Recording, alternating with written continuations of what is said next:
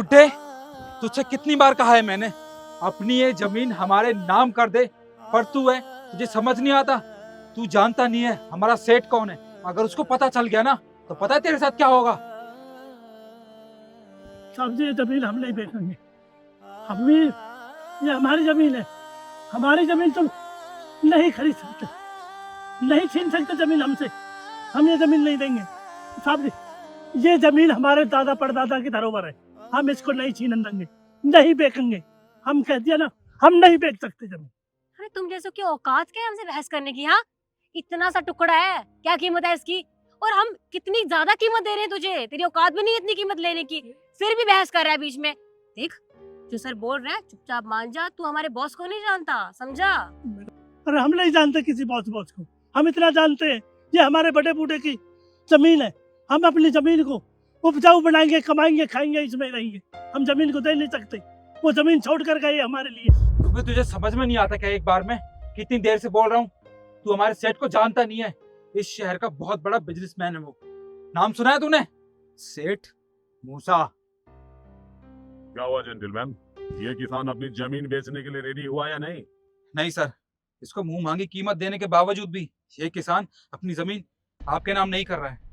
क्यों बुड्ढे, अरे मरेगा तो कलेजे पे लाद के ले जाएगा जमीन। देख, मैं तुझे मुंह मांगी कीमत दूंगा। ये जमीन हमारी कंपनी के नाम कर दे, समझा? सेठ जी, ये जमीन नहीं बेच सकते हम। इस जमीन को नहीं ले सकते आप। ये हमारे बड़े बूढ़ों की धरोहर है। इससे ही खाता कमाते हैं हम। ये हमारा रोजी रोटी है। नहीं नहीं, हम इस जमीन को नहीं बेचेंगे। अरे बड़े बूढ़े की जमीन है, तुम्हारे बड़े बूढ़े तो गए और तुम भी चले जाओगे, और ये जमीन यहाँ है और यहीं रहेगी। इसलिए मैं बोल रहा हूँ कि यहाँ से विदा होने से पहले ये जमीन हमारी कंपनी के नाम कर दो। करोड़ों रुपए दूंगा, बची हुई जिंदगी ऐश मौज से बीतेगी, समझा? नहीं साहब, अरे जब छोड़ कर गए तो हम भी अपने बच्चों के लिए छोड़ कर जाएंगे। हमारे बच्चे कहाँ जाएंगे, कहाँ भूखे मरते डोलेंगे? नहीं नहीं साहब, हम ये जमीन नहीं बेचेंगे। मूसे साहब, इस फसल को मत खाओ। और हाँ, एक बात बताऊं साहब आपको, अगर मेरी बहन को पता चल गया तो आप यहाँ से 9-2-11 हो जाओगे। आप दिखोगे भी नहीं साहब। क्या बात है भाई, आज तक हमने लोगों को अपने पूर्वजों पे घमंड करते देखा है। किसी को धमकाया तो ये बोलता है कि मैं अपने बाप को बता दूंगा, भाई को बता दूंगा। ये धरती का पहला इंसान है जिसे अपनी बहन पे घमंड है।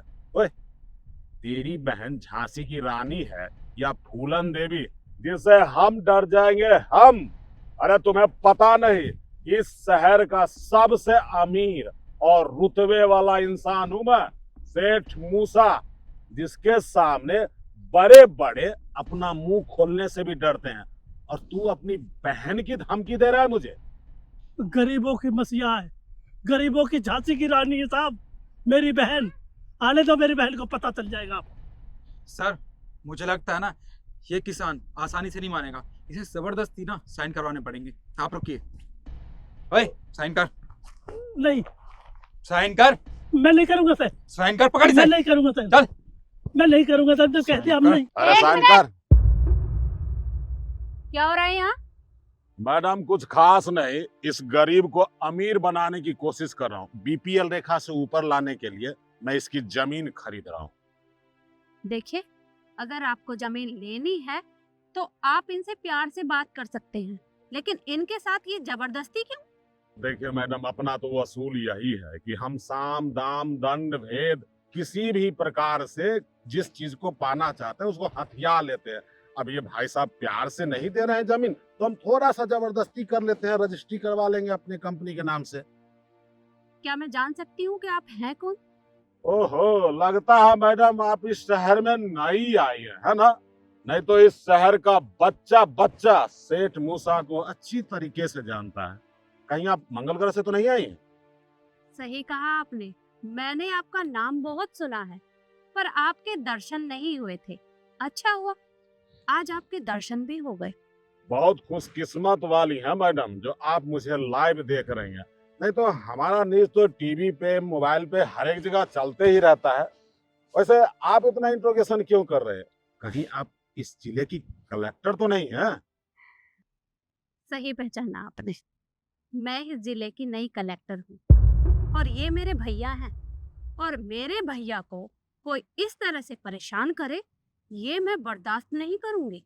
अरे मैडम जी, आप सचमुच कलेक्टर निकल गई।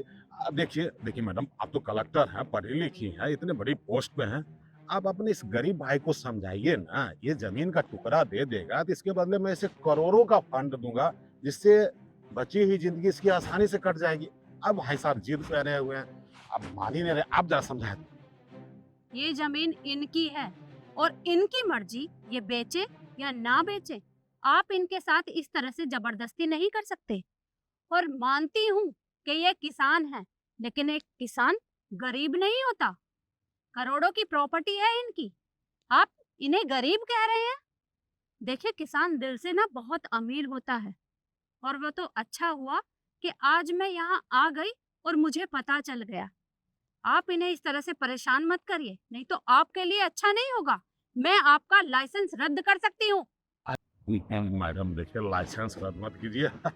हम लोग तो इसी तरह प्रेम प्यार से जमीन और प्रॉपर्टी हथियाते रहते हैं। कोई बात नहीं, आप कलेक्टर हैं, ये आपके भाई हैं, ठीक है, हम इस जमीन पर से अपनी नजर हटा लेते हैं, लेकिन लाइसेंस रद्द मत कीजिए मैडम। देखिए, आपसे तो मैं अपने ऑफिस में ही बात करूंगी। निकलिए यहाँ से। ठीक है मैडम, माफ कर दीजिए भाई साहब, गलती हो गई। आइए।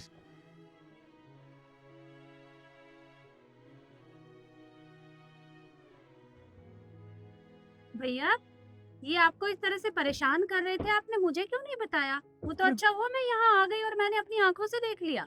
बहन जी, हमें भी पता नहीं था। मैं तो सोच रहा था कोई रिश्ता विश्ता करने वाले आ रहे हैं।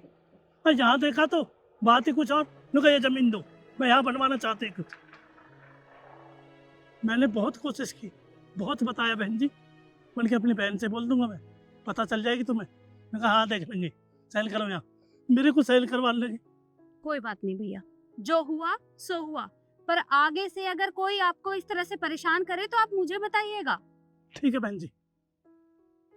अब खेतों पर आ ही गई हूँ तो कम से कम घुमा ही लो। क्या क्या सब्जी बो रखी है आपने? अरे बहन जी, अब कहते भगवान का शुक्र है, बढ़िया सब्जी, बढ़िया फसल हुई है। ये देखो गेहूँ बहुत अच्छे है, वो गन्ना, अब कहते ईख भी अच्छी है। आ आओ, जाओ। आओ।